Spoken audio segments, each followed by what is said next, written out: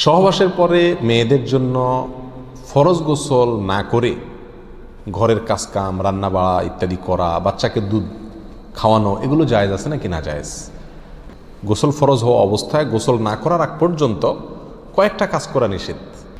1, নামাজ পড়া নিষেধ। 2, তওয়াফ করা নিষেধ। 3, মসজিদে অবস্থান করা নিষেধ। 4, কোরআন স্পর্শ করা নিষেধ। 5, কোরআন পড়া নিষেধ। এই 5টি কাজ ছাড়া আর কোনো কাজ কিনা নিষেধ না।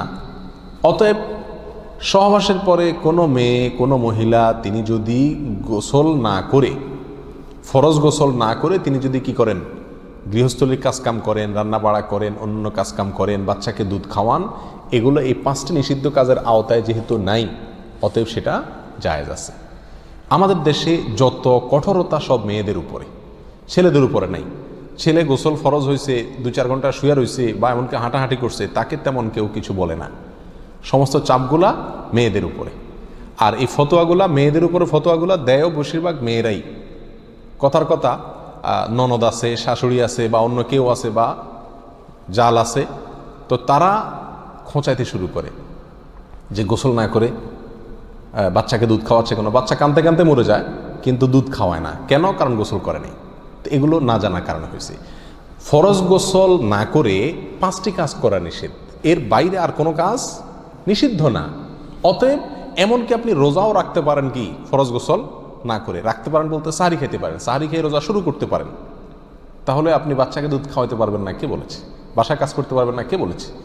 তবে হ্যাঁ, যদি আপনি ফরজ গোসল একটু দেরিতে করতে চান কোনো কারণে, তাহলে সেক্ষেত্রে অন্যান্য কাজকামের সুবিধার জন্য ওযু করে নেওয়া উত্তম।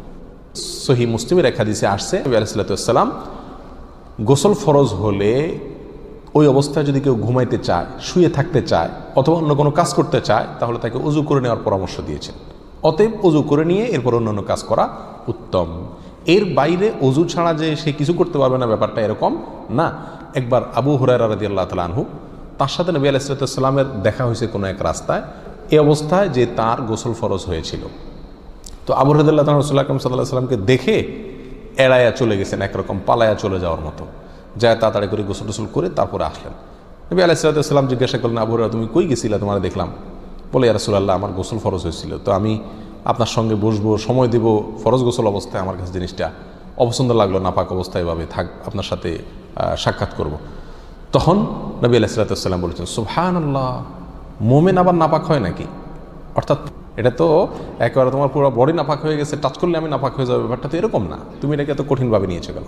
তাহলে এই সব হাদিসগুলোকে সামনে রাখলে মোটামুটি পরিষ্কার হয়ে যায়।